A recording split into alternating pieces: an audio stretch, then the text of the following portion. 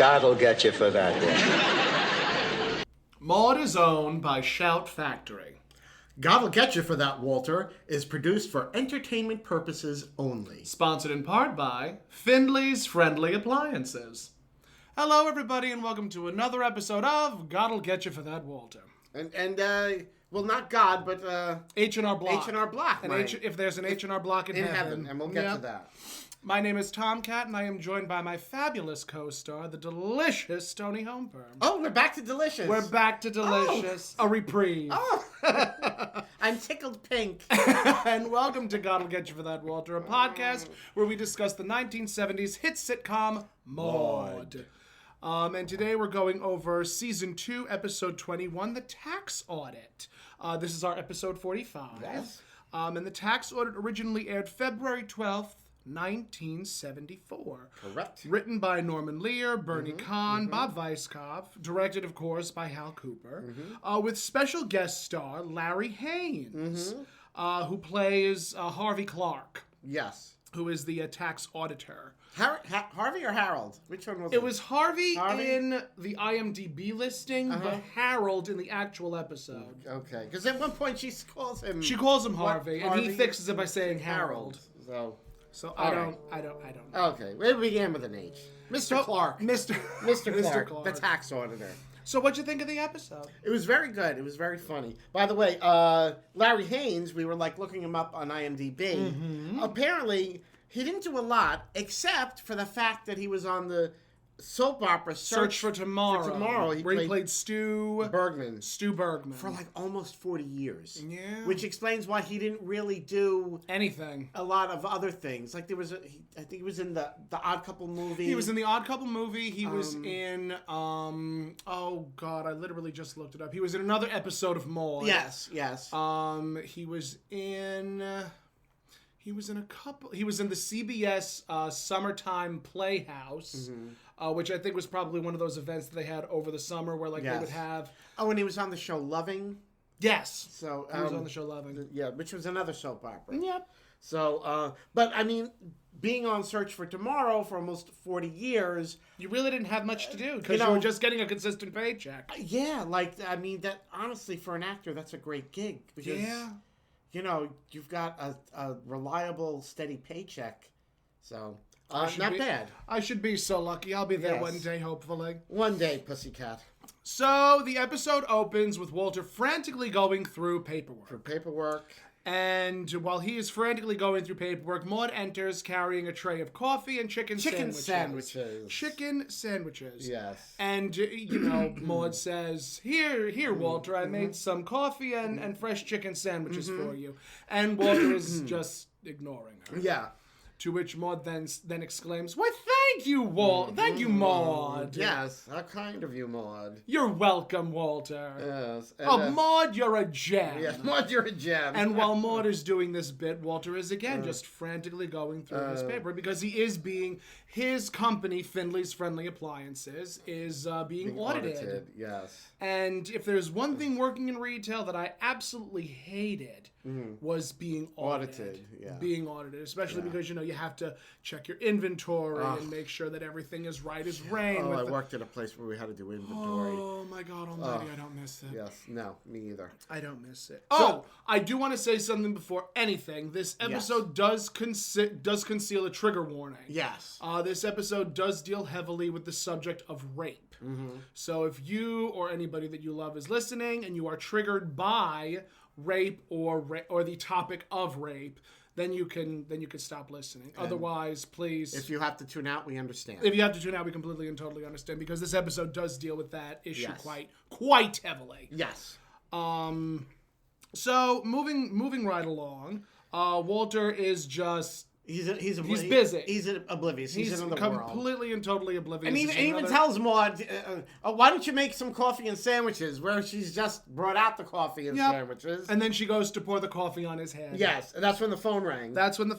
And it was Mike, Walter's accountant, saying that he had been fogged in Philadelphia. Yes. So, of course, the comedy ensues when Maude's like, Walter, your accountant's on the phone. Right. And Walter's like, I'll take it black. Yes. Obviously referring to the coffee. Yes. But and it's also funny because actually before the phone rang, she had said to Walter that his mustache was on fire. And so when she's telling Walter that the phone is for him, there was something about. She says it's the fire department. It's the fire department. They want to ask about your mustache. Yes. So at that point, Walter is just completely oblivious, and Maude goes over, holds his face, and waves her hand in front of it, and says, "Walter, it's Mike, your accountant, calling long distance from Philadelphia." Yes. So that's when Walter takes the phone, and of course we're only hearing one side of the conversation. Of course, we're only hearing one side of the conversation, and we hear Walter's. Well, he actually asks Maude, "What's going on in Philadelphia?" And Maude says, "Since the Constitution was signed, nothing." So Walter goes to the phone, picks it up, and go ahead. And he's what? Why? I have no choice. Goodbye. And then he hangs up the phone and says, "Well, Mike is not going to be there. He's fogged in Philly." Yep. Yes. And Maude exclaims, "That's funny. I was there once when it was clear." Yeah. Still never got that joke. Yeah. It fell on very deaf ears. Yeah, I guess it's just alluding to the fact that there's not much to do in Philadelphia, whether it's clear or not. Well, there's those stairs you can always run up and pretend that you're Sylvester Stallone. That's very true. I never even thought of that until now. Other than that, I don't know of anything else. And the Liberty Bell is there, isn't it? Yes, the Liberty Bell is there. I mean, and that's about it. I don't know. I wonder how the drag scene is in Philadelphia. I don't know. I am friends with a couple of people in Philadelphia. There's actually a very awful story that we'll address potentially in another episode, but there was a very hazardous event that occurred there. Oh, there was? There was a bombing. There was a bombing of a black neighborhood. And it was done by the Philadelphia Police Department. Oh, jeez. Yeah. I forget what it was called. I forget I think it was called a massacre, like whatever it was called. But yeah, there was a bombing in Philadelphia that was,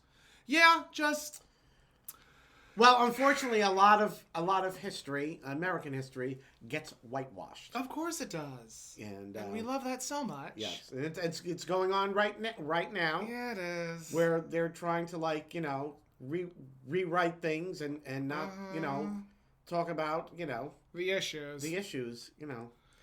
But we digress. We have no choice. That is a subject for much later. Yes. Us woke bitches. Yes. So Walter is very upset. Yes, he's very upset that his accountant is not going to be there to help. For the audit, to help him with the audit. He's got to do it by himself. Yep. And Maude is saying, stop being nervous. I mean, you're one of the most honest people I know. Yep. There's a law abiding, and how bad is it? Yep. Yep, that's exactly what happens. And Walter is trying to explain himself, and he says, I've done things that every other employer does. Right. And Maude turns to him and goes, "That bad, huh?" Yeah. And then they're discussing. He's bent the law over backwards. He's bent the law over backwards because we find out that he has accelerated the depreciation of a few of his stocks, something like that, something to that effect. Yeah. It's a very wordy type. He fudged the numbers. He played around. It's not really relevant. It's not really that. It's not critical to know exactly what we did. All we know is Walter messed around with the numbers. Yes. And at that point, Maude goes into this monologue of, Walter, when does it all end? Yes. You start small by stealing a few cookies out of the cookie jar. Now you're cheating on your income tax. Before you know it, you'll have a job in Washington, D.C. Yep. That's what she says while drinking her coffee. Yes. Just incredibly melodramatic, and I love the outfit she's wearing. Yes, very Maude-like. Very Maude outfit. It's this long neckerchief. Yes. With banana yellow man-tailored button-down, and then a brown vest with lilac lining, and matching pants. Just very, very 70s, very, very... You know, she really dressed so differently than anyone else on TV at the time. Yes. You know, that in terms of my drag aesthetic, that's my drag aesthetic. It's a nice combination of both the masculine and the feminine. Oh, by the way, I have to just digress for a moment. Go ahead. Because I did watch, as you know, that little The Broad. You watched Broad. clip that was on the Carol Burnett Burnett show. Yeah. Yes. What'd you think of it? It was okay, but it wasn't like hilariously funny. I mean, you can't compare it to like when she did Gone with the Wind. Oh God, no. You know, that was like... Because you have to remember, Carol Burnett is a physical slapstick comedian. Yeah. And Bea Arthur is not. Bea No. Arthur is all face. Yes. Bea Arthur is all face and body language. And the voice, and you know, so it just was kind of meh. Flat. Yeah, it was. You know, It was meh. Meh. It was I felt the same way. It was definitely meh. I didn't like. But I mean, Harvey Korman as Walter. that was a pretty inspired performance. Yeah, he was. I didn't hate it, but I mean, you know, you can't have a good Walter and have a lukewarm Maude. Yeah, exactly. And that's what happened. That's basically what happened. What happened? Oh, She tried. She tried. She did Bea Arthur drag, and it didn't exactly work for her. Also, the way that she was like fawning over the Isabel Sanford playing the Florida character. Yeah. Like, I understood where that point of view was coming from, as far as But it was aggressive. being the bleeding heart liberal. But it was just so overdone that it wasn't funny, I guess. Does that make any sense? Yes. Okay, good. So Because you also have to remember, like, Norman Lear didn't write the bit. Oh, right. It was written by, I don't know who wrote the bit. Whoever wrote Carol Burnett's bits, but that was, it was too much. Yeah. Which is saying something, considering Maude herself is too much. Yes. And with that one, that little broad skit, where I remember you saying last week that, you know, you felt like the Carol Burnett skits went like too long. This was definitely one that went too long. It went too long. Had maybe it just been shorter and a little more concise. Like had it just been Carol and Harvey and the woman that played Carol. I forget who played. I forget the actress who played Carol. In Vicki Lawrence. Vicki Lawrence. Mama's. Who was Mama's Mama from Mama's Family. Yes. You know, had it just been the three of them, I think it would have been. I think it would have been just under the buzzer. Or if, you know, Isabel Sanford was playing Florida, like when Florida was already like an established the maid, character, and sort of just, you know, being like, she's a maid, but as like, you know, but she's like really like, you know, nobody's really the boss of her. Yeah. I don't know. I just felt like that could have been funnier than what they actually did. And Isabel Sanford is a funny actress. Yes. And they wasted her. They wasted her. Wasted her in that bit. Wasted her in that bit. Really.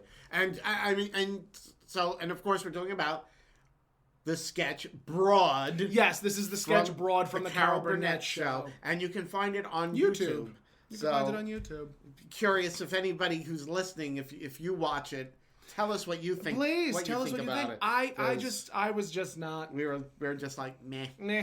Okay. Did nothing. How to bring that up. So it's at this point Arthur comes in, just strolls right on. Just walks in the house as if it's his own. Walks into the house as if it's his own. I know. I mean, I'm so glad that I don't have a neighbor like Arthur, because they'd come in. I run a close second. I would be, you know, but you at least knock. So that is true. At least when I'm in the kitchen naked, I have time to like throw on a pair of pants and a shirt. Thank you, Mom. Thank you. Anytime, pussy. Nothing makes me happier than knowing that my mother walks around the house naked. Of course. So, you know, Arthur comes in. He is just being very braggadocious. Like, yes. Oh, you know, he hasn't. The tax auditor hasn't come in. You haven't left in handcuffs, so I guess everything's fine. Yes, and he's saying how everybody hides, you know, stuff, and he starts to tell them about this story about how the chief of surgery, he had to incorporate. Yep. And he lost money because he had to incorporate. Yes, and he's really only gonna like $540,000 a year. No, it was like he said he's only gonna have like about $1 million something. Yeah. You know. Yeah. And it's like, you know, like talking about that like as if it's like as if it's pennies, like a dismal amount. And that's when Maude makes. That's when Maude exclaims, "Arthur, if there's an H&R Block in heaven, he'll get you for that." He will get you for that. We can only hope.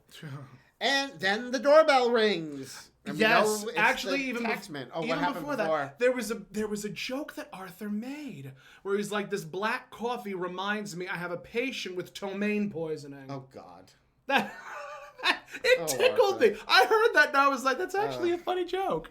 I just always, whenever Arthur comes in, and because we always jot notes down while we're watching. Yes. But whenever Arthur walks in, I just write. Roll your eyes. I just write douche. Yeah, the douche walks in. He was just. He's like Conrad played such a great part in Arthur. Played such a great part. He really just just a great supporting. Yeah, great supporting actor. Great support. Because I mean I couldn't imagine. He committed to that part. I really couldn't imagine anybody else playing Arthur. No. I really couldn't. Neither can I. He did such a good job. No. So, it's the doorbell. It's the tax man, and he comes in. I think Arthur, like, left as the tax man. Arthur leaves, but he's like, oh, well, because... So, Harvey walks in... And he says, "Oh, you must be Mr. Findlay." And Arthur says, "I'm not Mr. Findlay. He's Mr. He's the man you want to have." Right. Like he said something to the effect of, "I'm an honest taxpayer. Right. Yes. He's the man you want." Yes. Yes. And as he leaves, he turns toward Walter and does a noose around his neck and goes, which was why, have you heard like that Donald Duck sound? That was him making that noise behind Harvey. So Arthur leaves, and then Mr. Clark walks in. Right. And Walter is frantic. Yes. Just saying. And Maude is uncharacteristically quiet. Silent. She's uncharacteristically quiet. And is just staring. Yep.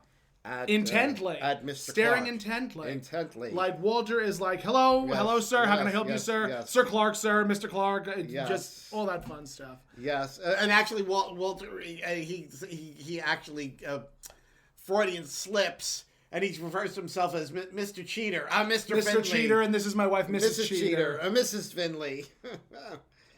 And of course, Maude, just the only thing she gets out of that point is hello. You look familiar. Have we met somewhere before? And it's funny because Harvey is walking into the house and Maude is inching closer, and then before you know it, they're literally nose to nose. Yes, and she's like just and she stands about a good couple of inches taller than him. Yeah.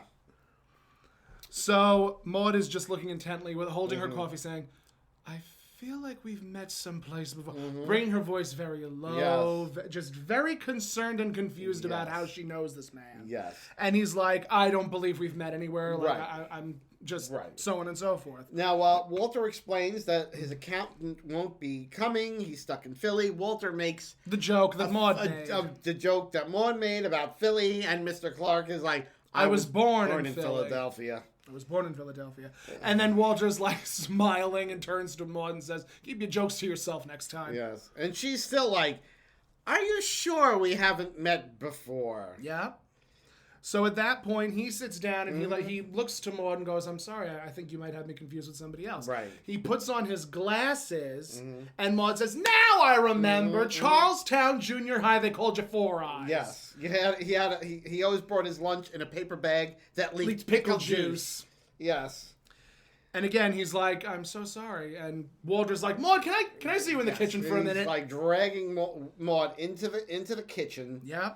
And then they start they're arguing about why are you staring at him? That went out with Pee Wee Golf. Right. And she's like, "I can't help but feel that I know him from somewhere, and I don't think it was a good experience." Right. So, Maude then says, before I dated you, who knows who I dated? Right. And like she mentioned, who I dated before Chester and before Albert and before Barney, and don't talk to me about in betweens. Right. And in betweens. And then Walter says Maude, and then Maude screams, "Stop arguing with me about in betweens!" Yes. So Walter exits the kitchen. Yep. But immediately Snaps his fingers, turns around, back. opens the door, and we hear a thud. Right. And Maude go, "Oh!" Yes. Right in the kisser. Right in the nose. Right in the face. Have you ever done that before where you've like... Do I have a story for you? I am dying to hear this. This is when this is back years ago when I lived in New Jersey. Mm-hmm. I was young. I was only in my 20s. And yeah, that's young. We had this horrible ice storm. Yes. And I had to go to I was going to the Joe Kubert School of Commercial Art, which was where you went to like learn to draw comic books. A lot of the very famous comic book artists went there. Yes. Went there. I didn't know how icy it was, so I walked out the door and I slipped. My feet went flying up. My arm went like down, and my hand like immediately clocked yourself in the face, and I punched myself in the eye. Gave myself a black eye. A black only eye. you. Only you. Yes. And yeah. That was horrendous. I will say that's not as funny as the Fenestra story, but it runs a close second. There was actually a time when I was in a public bathroom. And, you know, really? I'm washing my... ass. You don't say. Ass. I've only done that once or twice. Just once or twice. A month.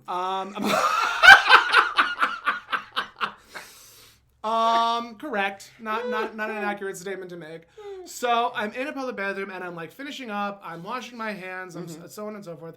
And then, you know, you never know who's going to walk in. So I start going towards the door and just, it hits me. Oh. Like I was literally pushed back and I'm like, what just happened? So there was a gentleman that walked in and he was like, "Oh my God, I'm so sorry. Did I like knock you? Did the door hit you?" And I'm like, "No, you hit me." Oh. And he apologized and we had a fun little laugh over it. But it was one of those moments where it's like, now if I'm ever in a public restroom, I wait. Oh. There's a hesitation where I'm like, am I going to get hurt? Oh. Am I going to get hurt by this door? So there wasn't a love connection afterwards? I mean, No. that would have been like the perfect start to a rom-com. Not for someone that's straight. I mean, granted, that's never stopped me before, but that's another story entirely. Well, you know, even spaghetti's straight until you boil it. Oh, Jesus Christ. Welcome to God Will Get You for That, Walter, where every episode is the last episode. Oh, hell. It's funny because my other show is just like that, too.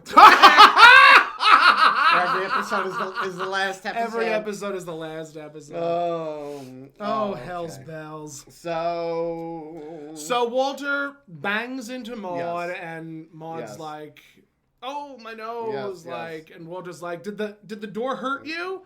And she goes, "No, Walter. I forget what she said, but she said something to the effect of like, no, it doesn't hurt at all. Like it's a hardwood door hitting me in the face. Right. No pain, no gain." Yeah. So Walter forgets. He forgets what he was going to tell her, and then walks back out. And Maude then picks up the toaster and looks at herself in the face and says, "Just what I need, a receding nose." Yes. Then Carol walks into the kitchen. Yes, Carol walks downstairs. Very little Carol in this episode. I was like, 3 lines. Poor Adrienne Barbeau. 3 to 4 lines for that woman. 3 to 4 lines. Hey, you know something? The check's still cleared. I know. I guess that's the only saving grace. The check's still cleared so for that she's episode. telling Maude that, you know, it seems that Walter is really a little nervous. And Maude's like, "Well, what do you mean he's really nervous?" And that's when Carol says, he just tried to light his pencil. He put his pencil in his mouth, and Walter tried to light it as if it was a cigarette. And then Maude says, "Dear God, I hope he smokes." And Maude tells Carol that, you know, she can't figure out Harvey is. who Harvey is. She knows him. She knows him from something, somewhere. and she thinks that it was a very bad experience. So Carol then points out that maybe it was one of her ex-husbands. ex-husband, right? And then Maude shoots daggers at her, and Carol exits saying bye. And that's it. That's the end of Carol. That's the end of Carol for that episode. I was like, I mean, I sort of would, if I had a gig that was that short, I'd kind of be like, I'm not getting in full face for that. I'm not getting into face for this. Bye. For 3 lines. You'd get into face for 5 minutes if it was worth it. Only if it was worth. I mean, it'd have to really be worth it. But you know what I do? I make everything work. I'm like, well, then you know what? I'll do a video. Well, you know something? I don't get out of bed for less than $3.50. Oh, I'm sure you don't. I'm sure you don't, pussycat. So at that point, Maude gets up and she takes a little dustpan and a little whisk broom, and she goes out to start cleaning. She starts cleaning the bar, and then cleaning the table, and then cleaning Mr. Harvey's tie. Yes. And while he's doing that, Walter's just trying to make nice and just be like, because Harvey is trying to do his job. Right. He is a member of the IRS. He knows what he's doing. Mm-hmm. That's when, I guess he sort of pulled on his sleeve. Walter was literally rambling, and the last thing I have written down was, would you like some of your cream cheese? Just he was rambling and babbling on so much. Because he's so nervous. Yes, very nervous, because he doesn't want, obviously, to find out that he's been playing with the numbers. Exactly. So at that point, Harvey rolls up his sleeves. And he said, at some point he said something about depreciation, and he's rolling up his sleeve at the same time, and that's when Maude screams. Yes. And Mr. Clark is like, are you okay, Mrs. Finley? And just the heavy... No, I'm completely and totally fine. Yeah, and at that point, Walter drags Maude back into the kitchen. Yep. And that's when Maude reveals to Walter she remembers years ago who he is, and they were behind the Bunker Hill Monument. And she says he tried to rape me. Yep. Tried to rape me. And at that point, Walter looks out and says, "When? I only took his coat 5 minutes ago." Yeah, I only turned my back. On him. To hang his coat up. Yep. Yes. And she says, "Not now, Walter. 31 years ago." Right. So they were in the shadow of the Bunker Hill Monument. Yep. In Massachusetts. He was a wild animal. They were in Boston. Yep. And Walter's like, he's a pussycat. And what Maude says. He had a tattoo of Marvin, which was his dog's name. Yes. He was responsible for the most terrifying night of her life. Yeah. Yes, and she's telling Walter how she's shivering, she can't handle this. Yeah. She wants Walter. She asks Walter. She turns to Walter for comfort and for understanding and to figure out what to do. Yeah. And right before the commercial, Walter says, "Let bygones be bygones." No.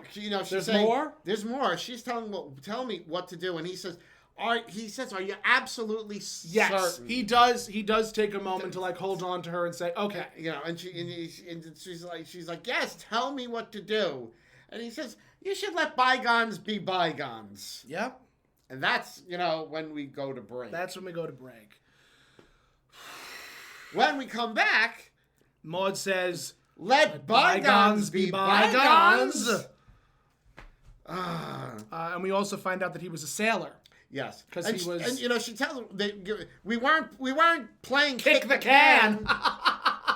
It's a crime of passion. Yes. We weren't playing kick the can. Yes. So she relates to Walter that during the war, Mr. Clark was a sailor. Yeah. He showed her snapshots of his mother and his dog. Yeah, and they were both blonde.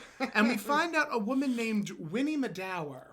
Yes. Winnie Madower and Maude, I think, were part of a USO. Yes, they were in the USO together during the war.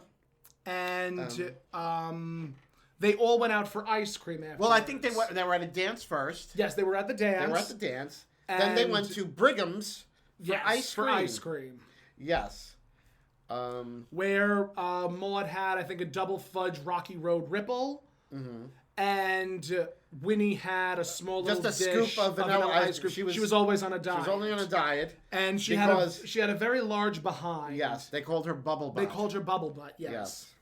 And, nobody was interested in Winnie's fanny. No. Even Walter said, I don't care about Winnie's fanny. And Maude says, nobody did. Nobody did. Isn't it funny how, years ago, thin behinds and thin women were in, and nowadays it's like, the thicker you are, the sexier you are? You know when that all started? With the Kardashians. Before that. Before that. Oh. Sir Mix-a-Lot. I was going to say Sir Mix-a-Lot. Big butts, and I cannot lie. Yeah.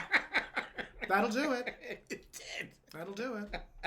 And then big behinds and big breasts and tiny waists became in vogue. Yes. Everybody needs to look like Jessica Rabbit. Exactly.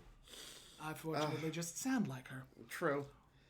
After the ice cream, yes, he dropped Winnie off at home. They dropped Winnie off at home, and then they ended up behind the Bunker Hill Monument. The Bunker Hill Monument. And and that's when the incident. Occurred. And she said that he tore her favorite Angora sweater. He was an animal monster with a fistful of fuzz, and I think one of her heels in the other hand. Well, no, she didn't. She wasn't wearing heels. She was wearing saddle shoes. Saddle shoes. That's what because that's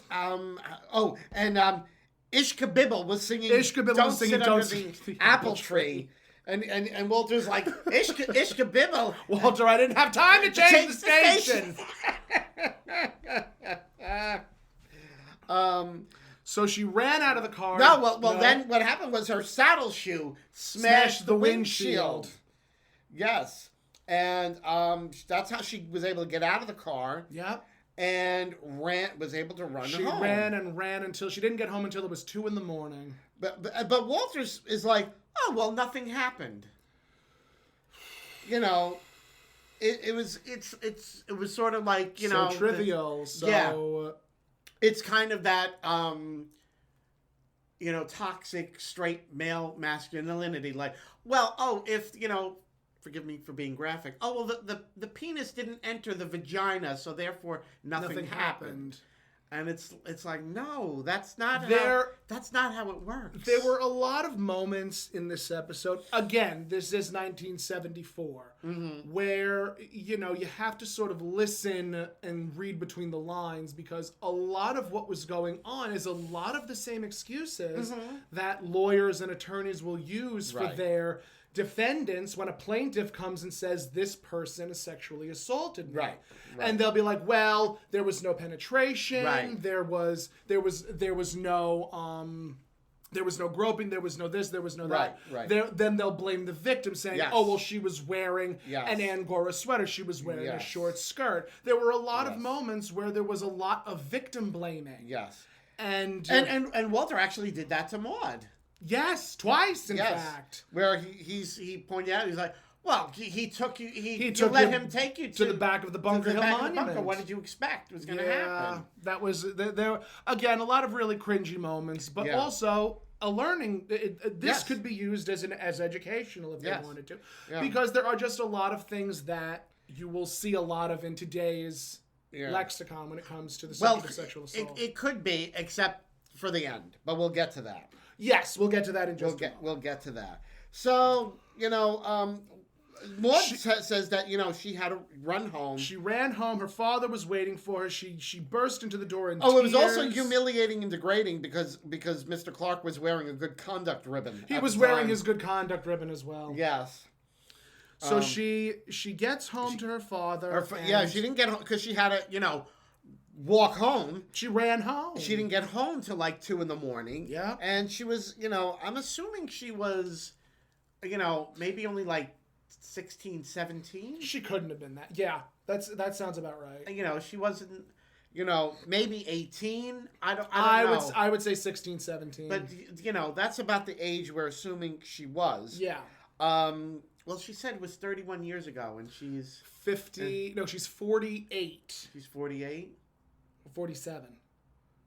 How old was she in the birthday episode? I think she was 47 or 48. 47 or 48. So she's 47 or 48 minus... So she said 31, right? She said 31. Right. So, 17, right? Yeah. Yeah, so 17. We were right.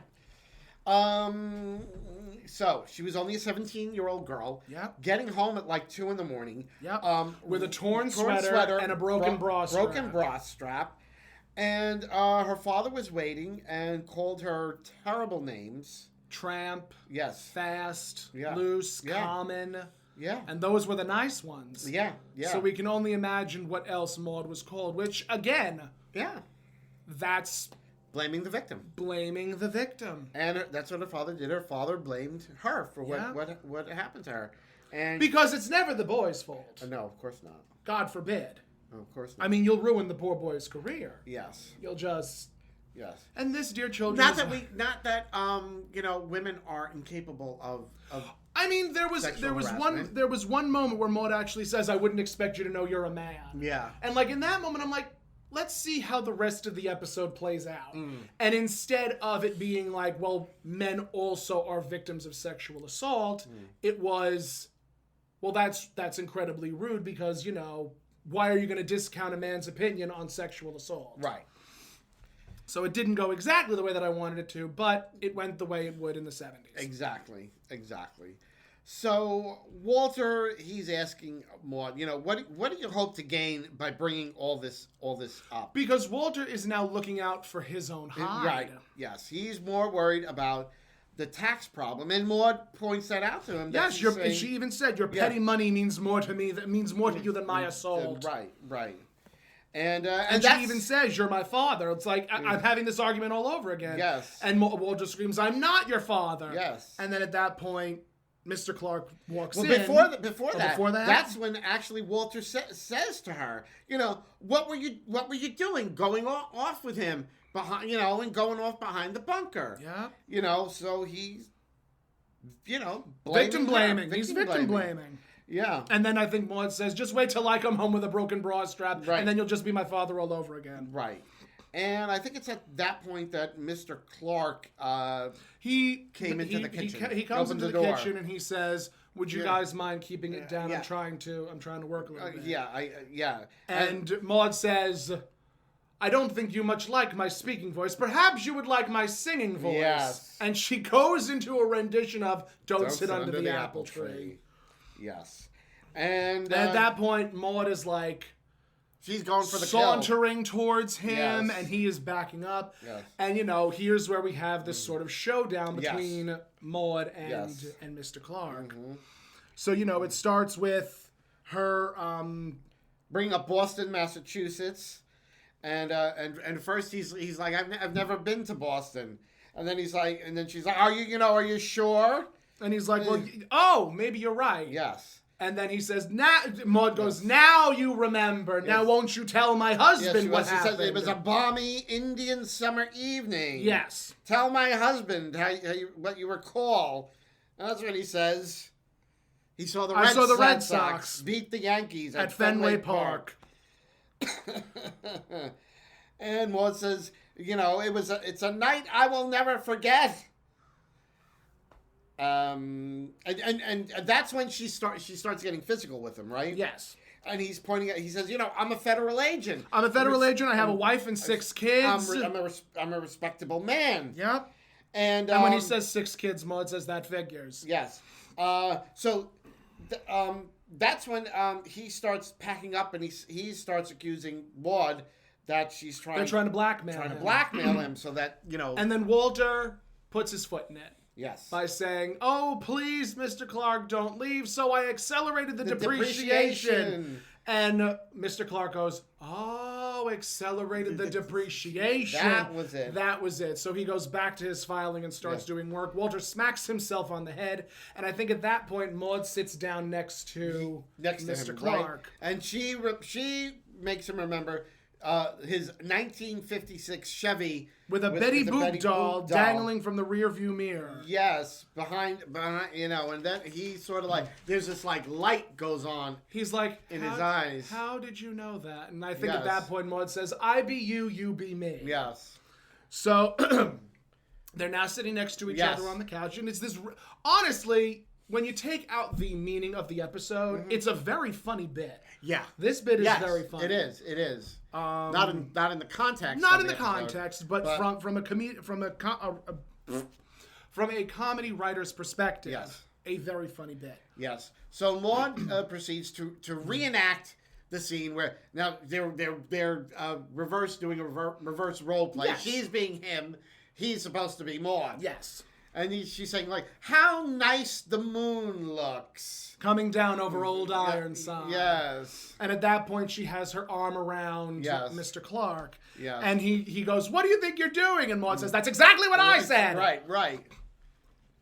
And Walter butts in. Walter ends up butting in, saying, "Maude, please stop doing what you're doing." And Maude screams at him, "Get out of the car! Get out of the car, Walter!" What do you think you're doing, Walter? I'm busy. Get out of the car. Maude continues to reenact it, and at this point, she winds up she's on top of laying him. on top of him. Because she starts by holding onto his chest. Yes. And then is literally lunging herself onto Mr. Clark. Yes. And then at that point, everything is happening, and then that was when my saddle shoe goes through your windshield. Yes. And there's a pause, and Mr. Clark goes, "Ah." He remembers completely. Now he remembers everything. Yeah, and he remembers it because he remembers. But he remembers how much windshields cost to replace. How hard it was to replace a windshield during the Depression. During the war. During the war, During the war. So. And then we find out that Maude ended up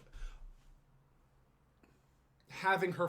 Maude thought that she had her fur chubby in her lap because she asked Mr. Clark to help her off with her fur chubby. What is a fur chubby? I don't know. Is it just a shawl of some kind? It must be. I guess it would be a shawl of some kind. Wore. But Maude was getting hysterical, and when she. Well, that's what Mr. Clark says. He was like, "You got hysterical," and Maude says, "I never get hysterical. I hardly ever get hysterical. Walter, do I get hysterical?" Yeah. And Walter just haplessly says, "Never. She never gets hysterical." Never gets hysterical. So at that point, Mr. Clark says, I was a kid going off to the war. Right. I just wanted to spend my time with a beautiful... With a sexy dish. And if you'll pardon the expression, sexy dish.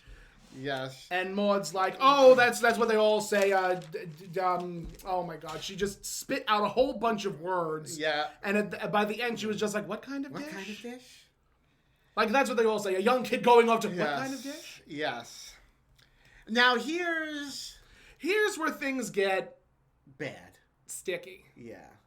Because now it sort of like became like, oh, well now because he thought that she was a sexy dish, Maude's like excusing his behavior. Yeah.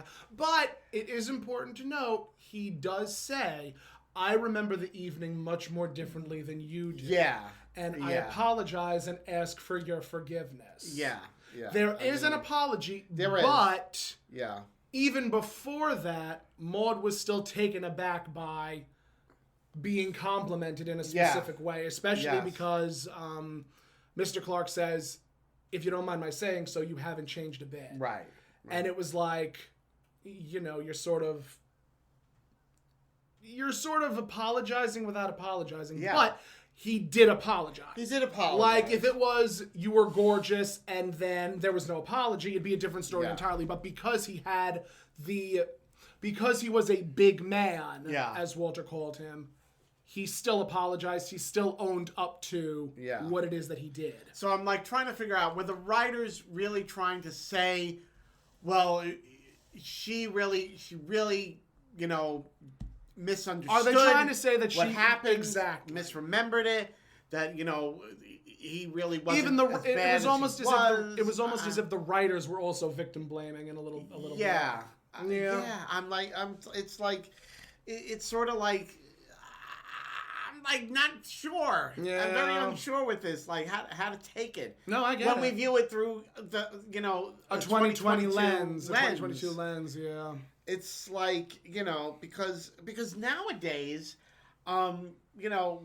take tolerance is much more of a zero tolerance level. Yeah. Where, there is. where the way this episode was written and the way that it was viewed, it was much more of a like, oh, it was just one of those things, and he didn't really mean, because that was just what it boys was back being then. boys. Boys were being just boys. Being boys. He patted her on the bottom, and maybe he chased her around the desk a little bit, and it's very much of that kind of attitude from those times. Where, all things considered, right up until that point, it's a very modern episode. Yeah.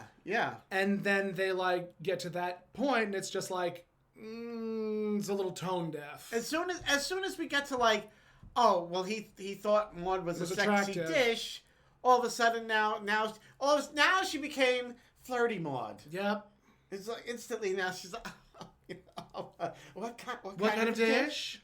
Oh, a sexy, But she did end up accepting his apology. Yeah. Because, there are three sides to every story. There's one side, the other side, and the truth. But in this house, we will always listen to victims. Right. We will always listen to victims when they tell their story. Because here's the thing.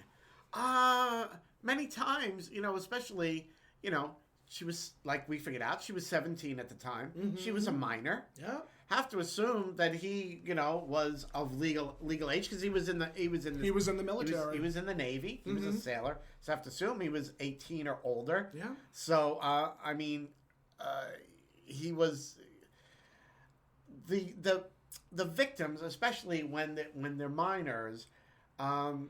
Are too afraid to grooming. But the victims are too afraid to come out. Yep. And sometimes it's not until years later. And we've seen this many times with Brett Kavanaugh with incidents in the Catholic Church. Yes.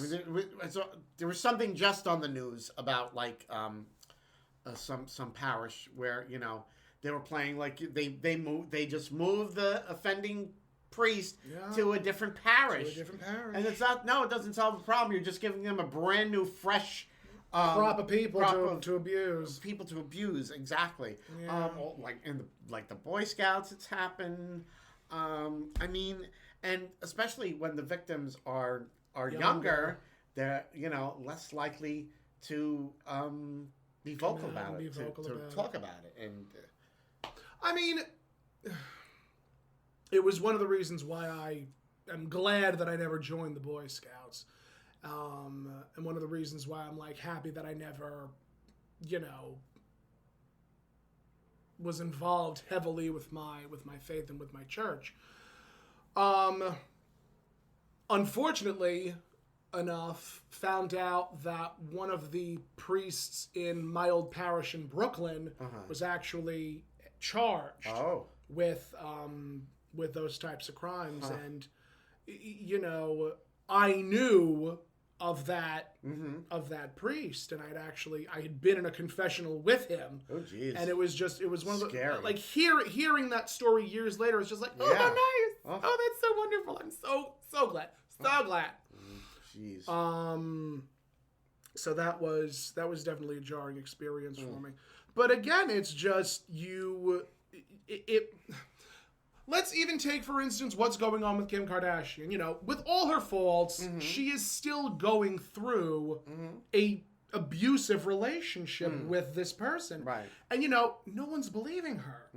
And it makes it like you're seeing in real time why women, or even men, come out with their stories about their abuses and their assaults.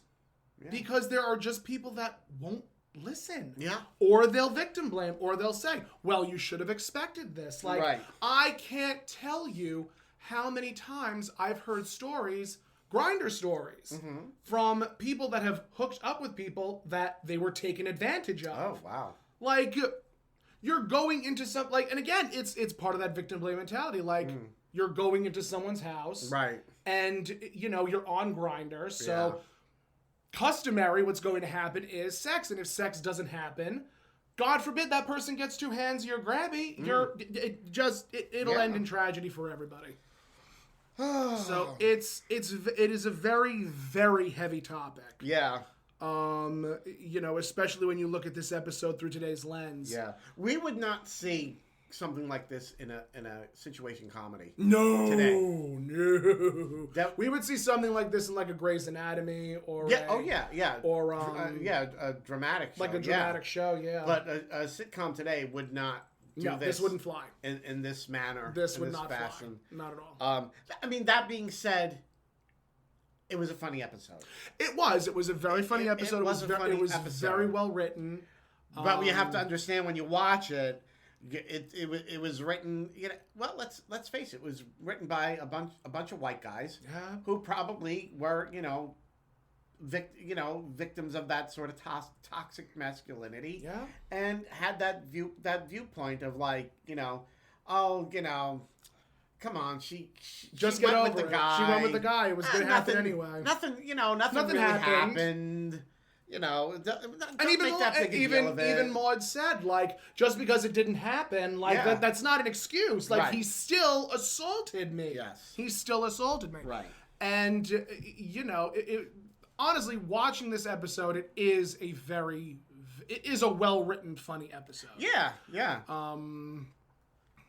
It's just, But I don't think it could be done in a situation comedy today. No. And have this, have it sort of be like this. I don't think it would fly. No. Definitely, if you ever do one of your Maude lives again, not an episode to do. Not an episode to do. Definitely not. Not this one. Definitely not. There were, of the episodes that I was thinking, there was Florida's Goodbye. Mm. There was Florida's Affair. Mm-hmm. Like, I wanted to do more episodes where I could hire black talent, where I could hire black actors.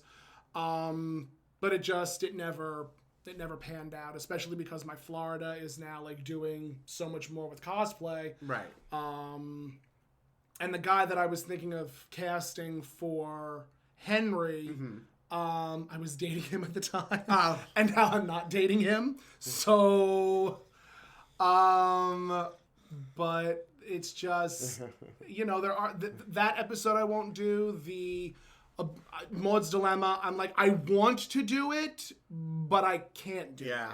So I just can't do it. You don't need the bomb threats. Not at all. Yeah. I don't need the bomb threats. I don't need the death threats. No. I wouldn't do it through Facebook Live. Mm-hmm. I would try and get a theater to host it. Mm. That's what I would do, because I think that would do much better as like a stage play than it would be as an online show. Yeah, probably. Like there was another episode that I was gonna do with just me, Arthur, and Walter. We were gonna do A Night to Remember, which I think is in season 3, and it's the episode where Maude announces that she's gonna have a hysterectomy. Oh. It's a very funny episode, but it's still a very serious topic because, feminine procedures. Yeah. And, that was another one of the episodes that I was thinking of doing. But, you have to sort of, and this is a conversation that I've actually had with my actors and with people of color, where I'm like, what episodes do you think would be appropriate? What episodes? Because I want to gauge an audience.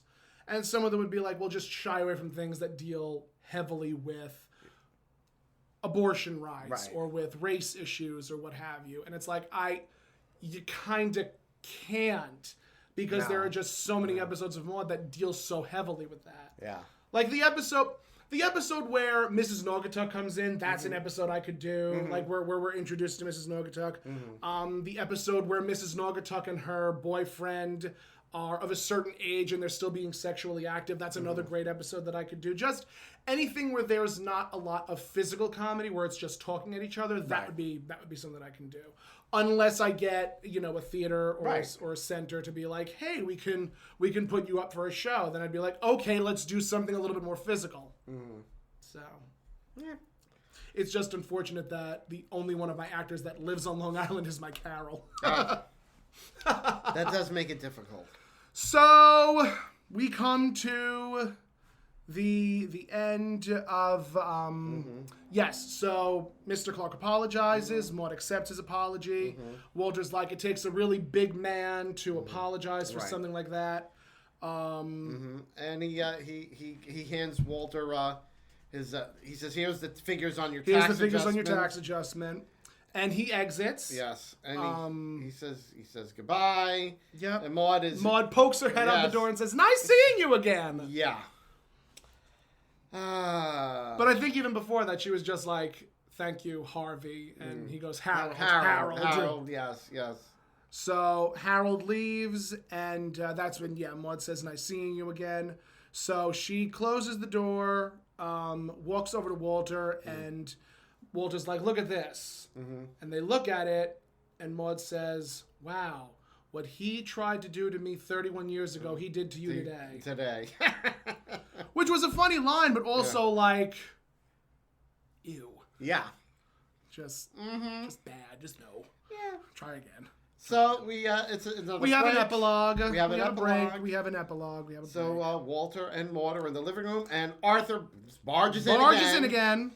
He says he just saw, Mr. Clark leaving, smiling. And he had a big smile on his face, and Maude is like, "Yeah, he had a big smile on his face because he just walked away with $2,700 bucks." Yeah.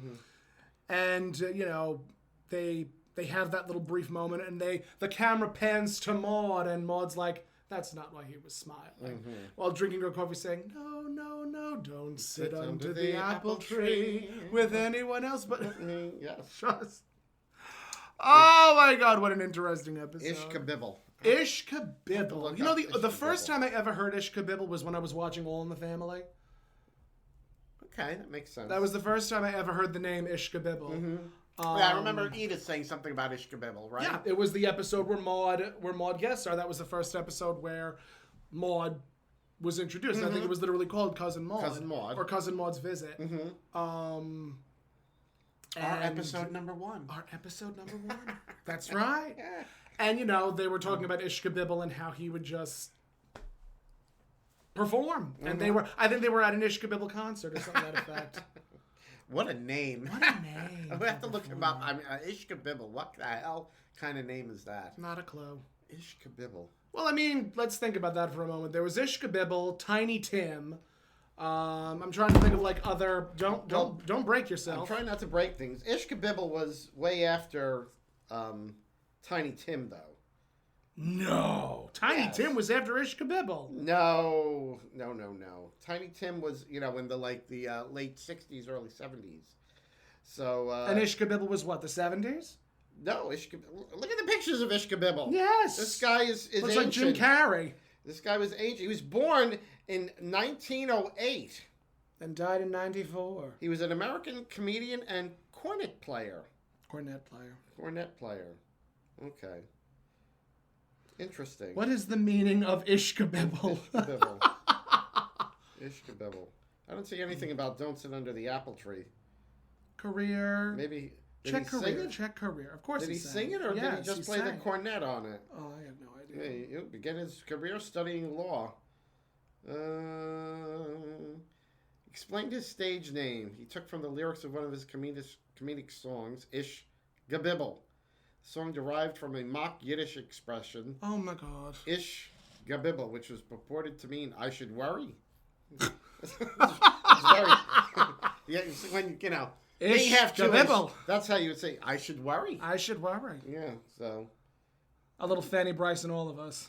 I don't see anything about don't sit under the apple tree. Ishkabibble, don't sit under the apple tree. We're gonna find out. Ishkabibble, and don't sit under the apple tree. What are you coming up with? Give me 2 seconds and I'll tell you. All right. Class, we are going to find out. Which of you would like to spell Mississippi? Mississippi. MISSIPPI.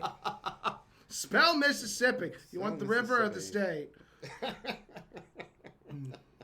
Is there a difference? No. Ishkabibble. Don't sit under the apple tree. Don't sit under some yet.